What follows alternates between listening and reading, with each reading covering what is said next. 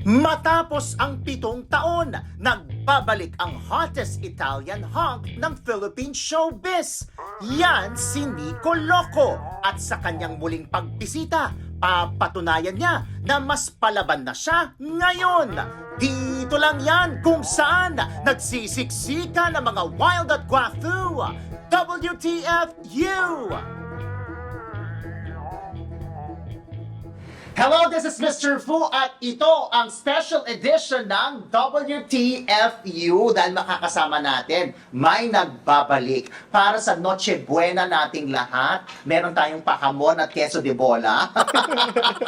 We have Nico Loco. Oh, hello, welcome back. Hello everyone. Hello Fu. Thank you very much for having me back. It's good to be back. In high school, sobrang like virgin ako. Oh. Yeah, like sobrang good boy ako. Very focused sa school, very focused sa sports. And wala akong experience with girls. It's like I was parang hiya ako to talk to girls. Parang I don't know why, may kaba. Medyo parang Tutsi Guevara. yeah, parang ganon. So I lost my virginity when I was 19. Babae. Babae. Oh. Kailangan mo i-specify, Babae. 19 years old ka nun. 19 years old 19 ako. years old. And- Babae to. Babae, yes! Babae. Yes, ano ba? Balik. Okay, babae to, di ba? Yes, Oh. true, yes, okay. Meron ba lalaki?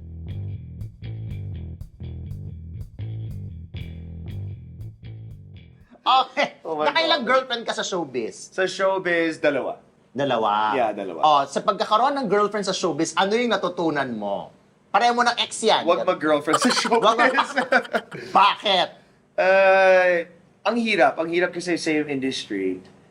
You would think na mas easy kasi parang Same work. may same work, so may understanding na what goes into being into showbiz kasi mahirap sa showbiz. Sa schedule, sa time, very social yung showbiz, so you're always working with different people and females a lot of the time, lalo na nasa DMX ako. So medyo mahirap nga pala kasi para sa akin, I realize it's better na ibang field. Para talagang when you go home, iba na. You don't bring work with you home. Kasi pag showbiz yung girlfriend mo, parang it doesn't stop eh. That's your world talaga. Even when you're at home, when you're spending time with your partner, and also sa work. So parang ngayon gusto ko outside of showbiz. May girlfriend ka ba ngayon? Wala. Mabuti naman. Wala. Papahinga ako. Papahinga ka? Gusto mo mag-apply? Pwede ba?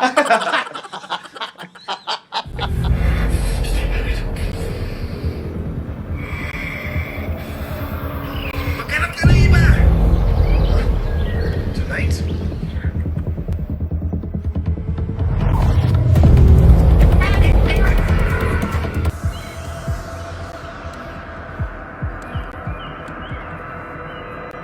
So, syempre sa mga VMX, mga kapartner mo babae. Yeah. Pero nagbi-BL ka din. Nag-BL ako Love at the End of the World, pero wala pa akong follow-up. Okay, so willing ka ba na may follow-up na gay film? Hindi lang basta BL, gay film na talaga, so talagang medyo mas daring. Willing, yeah. Kung maganda yung character. No. So, okay, so ito halimbawa, magbabalik si Nico Loco sa BL or Sa BL. gay film. Okay. Siyempre kailangan may aktor na kapartner. Oo. Okay, sabi nung producer, Nico, Okay. magbigay ka ng 3 pangalan ng aktor na gusto mong maka-eksena, maka-partner. Okay. May bed scene, love scene, Okay, CR scene, lahat na. CR scene. Ano pa ba? Ano mangyayari sa CR? Yung katulad na gusto mong gawin natin. Tama-tama, bagong linis yung CR. May sample. Actor, best actor, sikat. Marami ka nang kilala dahil ilang taon ka na rin sa showbiz. Anybody. Wag lang Coco Martin and Jake Cuenca kasi busy sila. Busy sila. Tsaka ang dami nila nagawang ganon. Oo nga. Masyado silang busy. That's a good question. Sige. Yung eksena talaga, hahalikan mo. Tapos Sige pa, kayo, sige pa, ano pa? hubot-hubad kayo. Sige pa. No plaster. No plaster, no. Oo. Sige pa, ano pa? Tapos frontal kayo pareho. Okay. Penetration. Half lang May naman. pene. Half lang. Half lang. Tip lang. Hindi, half of the 8. So, mga 4. So, 4. Okay. 4 inches na. Ayan, 4 inches Let's lang go. yun. Kasi 8 eh. Oo nga. May math divided by 2. Okay, Actor. with that information. Trabaho lang ha. Trabaho lang to. naman. Professional tayo. You have Ikaw. 5 best actors for the first film, and the second film you have 3 best actors. So it's just a job. Okay. Gusto ko ng Italian connection. So, Ah. kasi Italian. Oh, yes. Natandaan mo. Yes, I know. Well. Yeah. That's right, kasi Italians are shaven. Oh. So, Matteo Guidicelli. Mateo. Para may dalawang Italians. Okay. So, dami mo na nagawang mga pang-acting, mga pakitan ng puwet. Tapos ito nga soon, baka magkaroon ka ng another gay film. Malapit na ba? Pero di ba, ka din, kasama ka dun sa very controversial film na Quezon. Yes, yeah. At kasama mo yung nga sa Sa Game of Thrones. Yeah. si ano to? Pangalan Si nito? Ian Glenn. At Yeah. ikaw parang assistant ka niya dun sa movie? Yeah, Sergeant Johnston, which is he's actually, a real character. Dati sa time na yan. Tapos ako yung right hand aide ni Ian Glenn. Okay. Who plays Leonard Wood. I remember, naging manager mo si Shandy. Shandy, yeah. Shandy. Shandy. Tapos meron traumatic experience in Yeah. Bangkok. Yeah. Oh. Meron kaming project sa Thailand with Anne Jacqueline Jututip, yung owner ng Miss Universe. Pero nung time, hindi siya owner ng Miss Universe. Meron siyang shopping channel na parang they're selling mga ibang products niya. Oo. Tapos, sadly, nag-heart attack siya sa second day. Si Shandy. Yeah. Hanggang sa hindi na siya, he didn't make it. Didn't make it. Sobrang traumatic experience and sadly, kasi sobrang close kami ni Shadi. Tsaka siya ang una mong manager. Yeah. Shadi discovered me. Okay. Discovered me. I mean, I give all the credit to Shadi kasi kung wala siya, I don't think I would be where I am now. So, ilang years na yon ba na nangyari yan? What That was what year? 2022. 2022. Yeah, kasi nag-Thailand ako 2022. Okay. Tama. Yeah. So after nun, syempre natapos na, wala na siya. Sino na nag-handle ng career mo? Well, at that time, nag-sign kami ni Shadi sa Viva.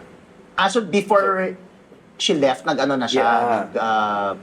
Meron na kayong co-management? Yeah, co-management. Tapos, siguro 3 months after, namatay si Shadi. So, naging full Viva. So until now, Viva, artist? Yeah, Viva artist. Ano yung hindi mo makakalimutan na offer sa'yo ng bading?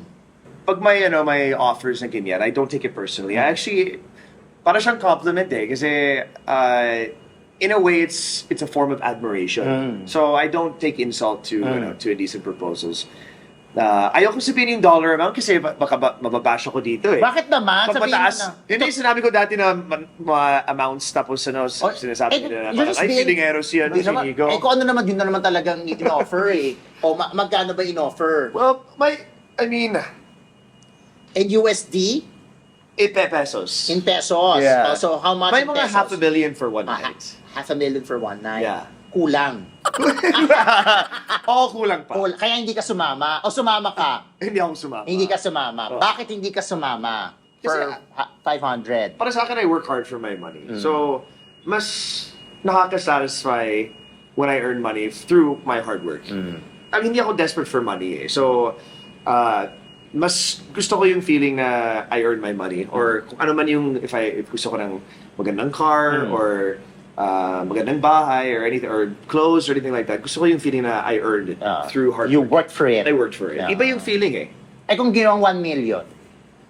Pag-usapan natin. Ano na? Monay, pandesal o hotdog? Hot dog. Ay! Libreng mapapanood ang uncut version ng episode ni Nico Loco. Huwag palagpasin.